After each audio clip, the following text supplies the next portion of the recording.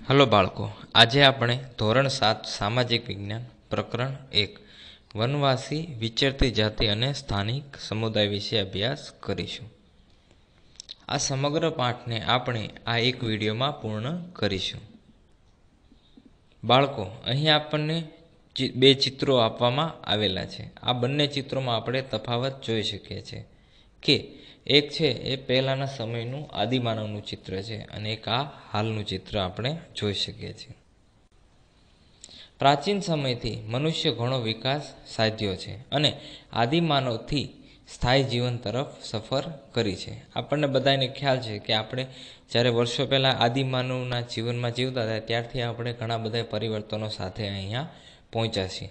તેમ છતાં આપણા આસપાસના સમાજમાં કેટલીક જાતિઓ જોવા મળે છે કે જેમનું જીવન સામાન્ય નથી.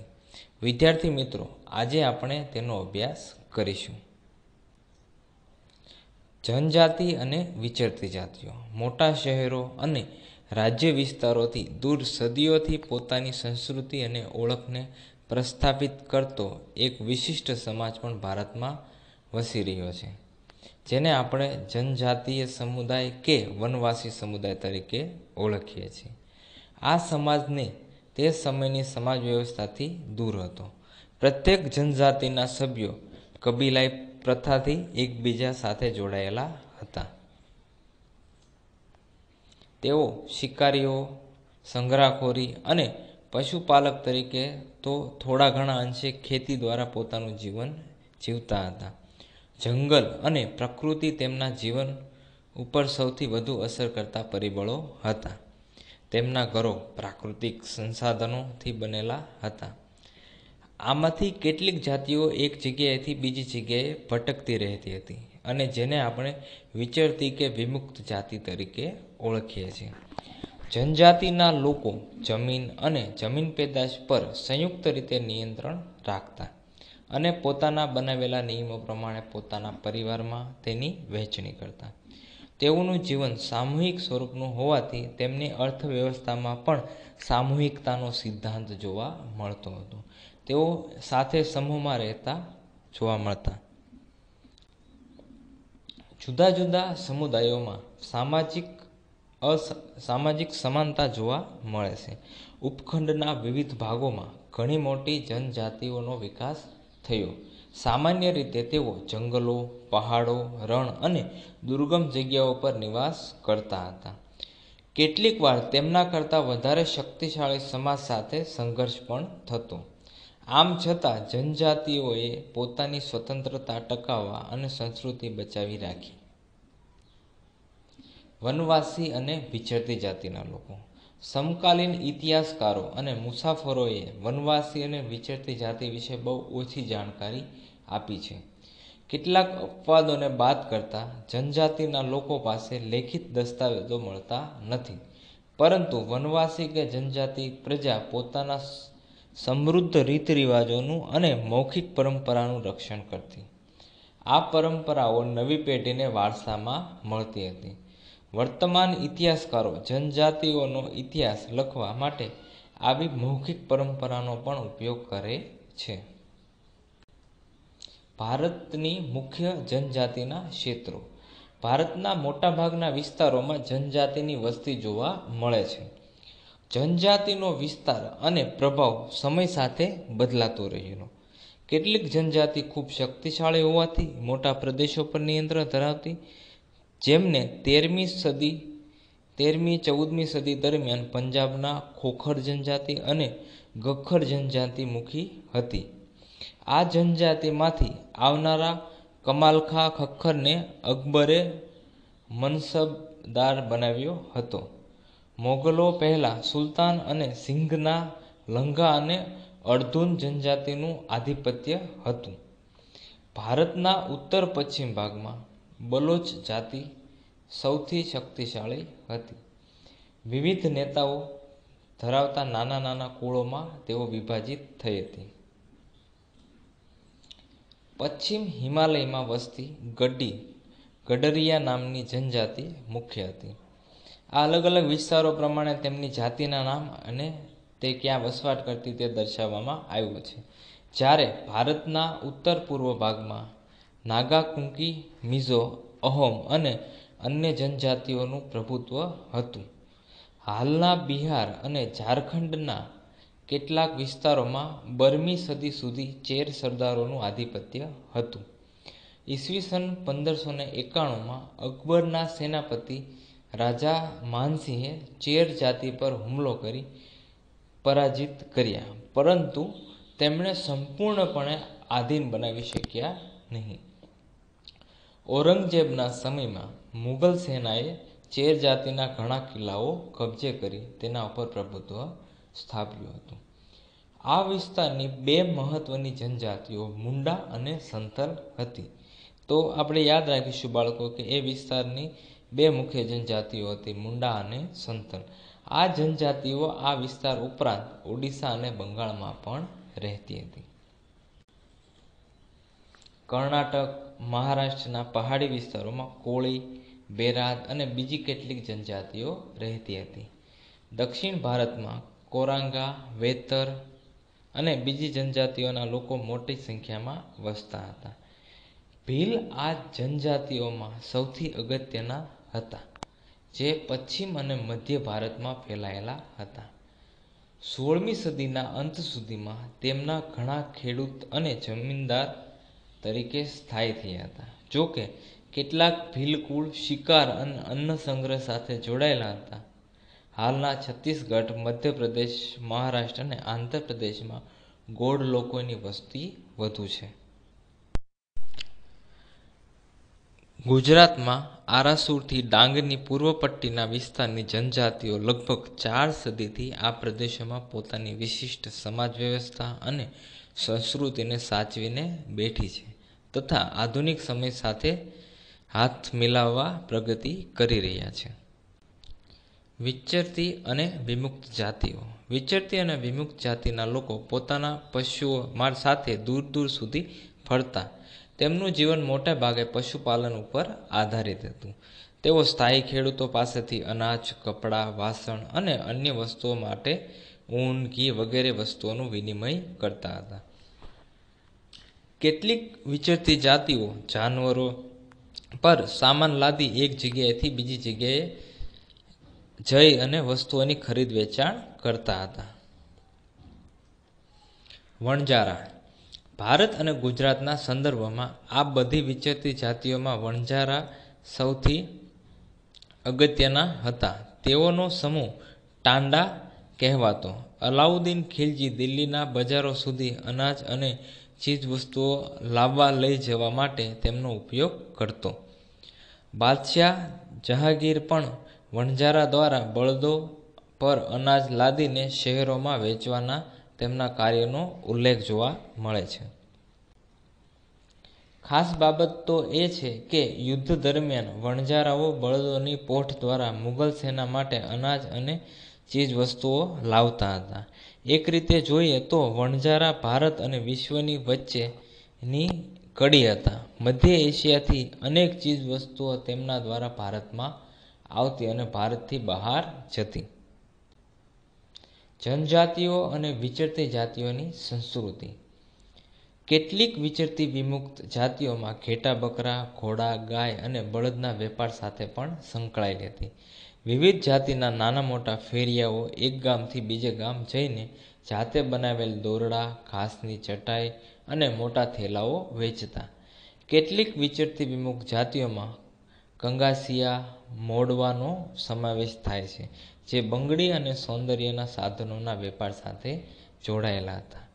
કેટલીક વિચરતી જાતિઓમાં નટ, બજાણિયાનો સમાવેશ છે, જેઓ વિભિન્ન અંગ કસરત દ્વારા લોકોનું મનોરંજન કરતા હતા. ગુજરાતમાં વણજારા, માલધારી, નટ, કાંગસિયા જેવી વિચરતી જાતિઓ જોવા મળે છે. જનજાતિઓમાં આવેલ સાંસ્કૃતિક પરિવર્તન. અર્થવ્યવસ્થા અને સમાજની જરૂરિયાતો વધતા નવા કલા કૌશલ્યો ધરાવતા લોકોની આવશ્યકતા ઊભી થઈ. સમાજ જુદી જુદી જાતિઓમાં વિભાજિત થયો. બીજી બાજુ ઘણી જનજાતિઓ અને સામાજિક જૂથોને જ્ઞાતિ આધારિત સમાજમાં સમાવી તેમણે જાતિનો દરજ્જો આપવામાં આવ્યો. આવી જાતિઓમાં વિશિષ્ટ કૌશલ્યો ધરાવતા સમુદાય મુખ્ય છે. હવે વર્ણને બદલે જાતિ સમાજના સંગઠનનો આધાર બની. વનવાસી અને વિચરતી જાતિની ઉપલબ્ધિ. ગોંડ અને અહોમ. ગોંડ છે તો ભારતના ગોંડવાના નામના વિશાળ વન પ્રદેશમાં રહેનારી પ્રજા ગોંડ તરીકે ઓળખાય છે. ભારતની જૂની જનજાતિઓ પૈકી એક છે. તેઓ સ્થાનાંતરિત ખેતી કરતા નાના નાના કુળોમાં વહેંચાયેલી વિશાળ ગોંડ જાતિમાં પ્રત્યેક કુળનો એક રાજા હતો. અકબરનામામાં નોંધાયું છે કે ગઢકટંગાના ગોંડ રાજામાં 70,000 જેટલા ગામડા. આટલું જાણીએ આપણે. તો સ્થળાંતરિત ઝૂમ ખેતી. આ પ્રકારની ખેતીમાં જંગલોમાં વૃક્ષ કાપી તેને સળગાવીને જમીન સાફ કરી ત્યાં ખેતી કરાય છે. 2-3 વર્ષ સુધી ખેતી કર્યા બાદ જમીનની ફળદ્રુપતા ઘટતા આ વિસ્તાર છોડી દઈ બીજી જગ્યાએ આ રીતે ખેતી કરવામાં આવે છે. ખેતીના આ પ્રકારને આ સ્થળાંતરિત ખેતી અથવા ઝૂમ ખેતી તરીકે ઓળખવામાં આવે છે.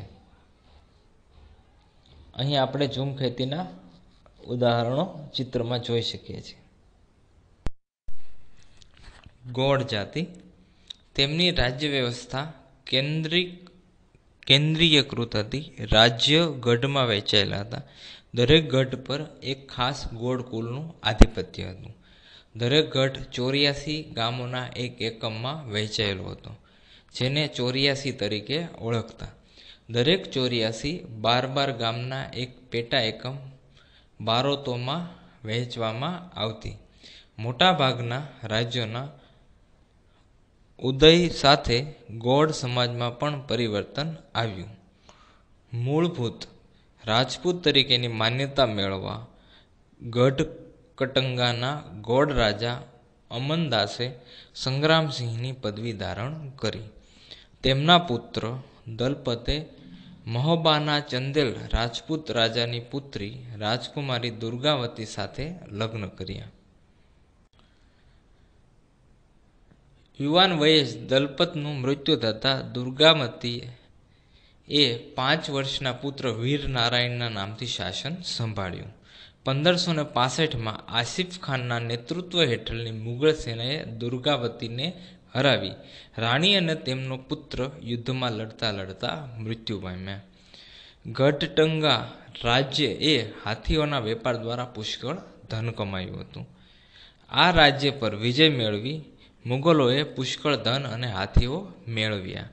તેમણે રાજ્યનો મોટો ભાગ તેમના નિયંત્રણમાં રાખ્યો, જ્યારે બાકીનો ભાગ વીર નારાયણના કાકા ચંદરશાહને આપ્યો.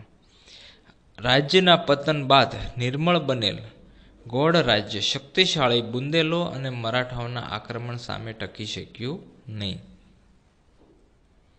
અહોમ જાતિ. અહોમ લોકો 13મી સદીમાં હાલના મ્યાનમારથી આવી અસમની બ્રહ્મપુત્રી નદીના ખીણ વિસ્તારમાં વસ્યા.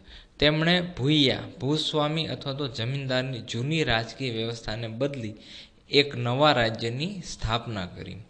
16મી સદીમાં ચૂંટીઓ ઈસવીસન 1523 અને કોચ હાજો એટલે ઈસવીસન 1581 રાજ્યોને પોતાના રાજ્યમાં ભેળવી અને આસપાસની જનજાતિઓને જીતીને એક વિશાળ અહોમ રાજ્યની સ્થાપના કરી. 17મી સદીમાં તો તેઓ દારૂગોળો અને તોપોનું નિર્માણ પણ કરી શકતા હતા. જોકે દક્ષિણ પશ્ચિમથી અહોમ લોકો પર ઘણા આક્રમણો થયા. ઈસવીસન 1662માં મીર જુમલાના નેતૃત્વ હેઠળની મુગલ સેના સામે બહાદુરીથી લડવા છતાં તેઓ હાર્યા. પરંતુ એ વિસ્તાર પર મુગલોનું પ્રભુત્વ લાંબા સમય સુધી ટક્યું નહીં. અહોમ રાજ્ય બળજબરીપૂર્વકના શ્રમ પર આધારિત હતું. જે લોકો પાસે રાજ્ય માટે બળજબરીથી કામ કરાવતું તે પાઈક કહેવાતા. દરેક ગામમાંથી નિશ્ચિત કરવામાં આવેલ સંખ્યામાં પાઈક મોકલવાના રહેતા. વસ્તી ગણતરીને આધારે વધુ વસ્તી ધરાવતા વિસ્તારોમાંથી ઓછી વસ્તીવાળા વિસ્તારોમાં લોકોને ખસેડવાથી અહોમ કુળ તૂટી ગયા. 17મી સદીના પ્રથમ દશકમાં વહીવટી વ્યવસ્થા કેન્દ્રીકૃત બની. વર્તમાન કાયદાઓ અને જોગવાઈઓ અનુસાર કોઈ વ્યક્તિ પાસે બળજબરીપૂર્વક કામ કરાવવું એ ગુનો ગણાય છે, જે આપ સૌ જાણીએ છીએ. આ જનજાતિના તમામ પુરુષો યુદ્ધના સમયે સેનામાં જોડાતા અને અન્ય સમયમાં સિંચાઈ વ્યવસ્થા જેવા સાર્વજનિક કાર્યો કરતા. અહોમ લોકોએ ચોખાની ખેતીની નવીન પદ્ધતિઓ અમલમાં મૂકી. અહોમ સમાજ કુળમાં વહેંચાયેલો હતો. તેઓના કુળને ખેલ કહેવામાં આવતું. ઘણા ગામો પર ખેલનું નિયંત્રણ રહેતું. ખેડૂતોને ગામના સમાજ દ્વારા આપવામાં આવેલ જમીન ગામ સમાજની સંમતિ વગર રાજા પણ પાછી લઈ શકતો ન હતો. શરૂઆતમાં અહોમ લોકો જનજાતીય દેવતાઓ, પ્રકૃતિના દેવતાઓની ઉપાસના કરતા હતા. રાજ દ્વારા મંદિરો અને બ્રાહ્મણોને જમીનનું દાન આપવામાં આવતું. શિપસિંહ ઈસવીસન 1714 થી 1744ના સમયમાં હિન્દુ ધર્મ ત્યાંનો મુખ્ય ધર્મ બની ગયો હતો. હિન્દુ ધર્મ અપનાવ્યા છતાં અહોમ રાજાએ પોતાની પરંપરા માન્યતાઓ સંપૂર્ણપણે છોડી નહીં. અહોમ સમાજ એક અત્યંત સુસંસ્કૃત સમાજ હતો. કવિઓએ, વિદ્વાનોએ જમીન દાનમાં આપવામાં આવતી. નાટ્ય પ્રવૃત્તિને પ્રોત્સાહન આપવામાં આવતું. સંસ્કૃતની અગત્યની સાહિત્યિક કૃતિઓનો સ્થાનિક ભાષામાં અનુવાદ કરવામાં આવ્યો. બુરંજી નામની ઐતિહાસિક કૃતિને પહેલાં અહોમ ભાષામાં અને પછી આસામી ભાષામાં લખવામાં આવી હતી. ગુજરાતમાં ડાંગ અને અન્ય પૂર્વીય પટ્ટીઓમાં આવા જનજાતીય રાજ્યો જોવા મળતા હતા. સંતરામપુર, દેવગઢ, બારિયા તેમજ ડાંગની રાજ્ય વ્યવસ્થા અને સંસ્કૃતિ વિશિષ્ટ હતી. તેમનામાં તમાશા, ભવાડા અને ઠાકરિયા જેવા નૃત્યો વિશ્વવિખ્યાત થયા. ડાંગમાં ડાંગ દરબાર પ્રતિ વર્ષ ભરાય છે, જેમાં રાજાઓને વર્ષાસન આપવામાં આવે છે. આપણે એટલું જાણીએ. હોળીના તહેવાર દરમિયાન ડાંગ દરબાર યોજવાની શરૂઆત વર્ષો પહેલાં થઈ હતી.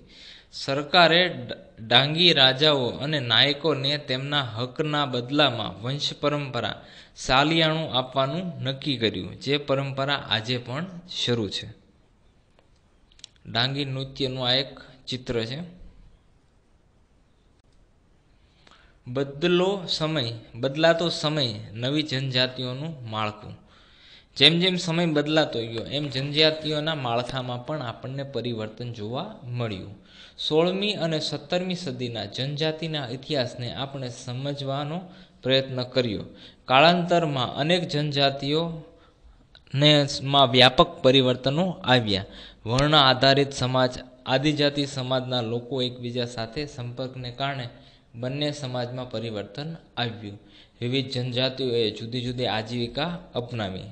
સમય જતાં તેમની ઘણી જનજાતિઓ જાતિ આધારિત સમાજનો ભાગ બની.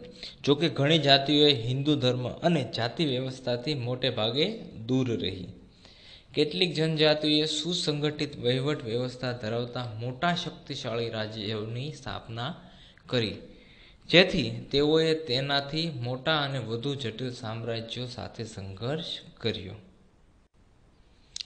તો આમ આજે આ સંપૂર્ણ પાઠની અંદર આપણે મોટા શહેરો, રાજ્ય વિસ્તારોથી દૂર સદીઓથી પોતાની સંસ્કૃતિ અને ઓળખને પ્રસ્થાપિત કરતો એક વિશિષ્ટ સમાજ પણ ભારતમાં વસતો, જેને આપણે જનજાતિ સમુદાયો અથવા વનવાસી સમુદાય તરીકે ઓળખીએ છીએ. ભારતના મોટાભાગના વિસ્તારોમાં જનજાતિની વસ્તી જોવા મળે છે. કેટલીક વિચરતી જાતિઓ જાનવરો પર સામાન લાદી એક જગ્યાએથી બીજી જગ્યાએ લઈ જઈ વસ્તુઓનું ખરીદ વેચાણ કરતી હતી. કેટલીક વિચરતી વિમુક્ત જાતિઓ ઘેટા બકરા, ઘોડા, ગાય અને બળદના વેપાર સાથે સંકળાયેલી હતી.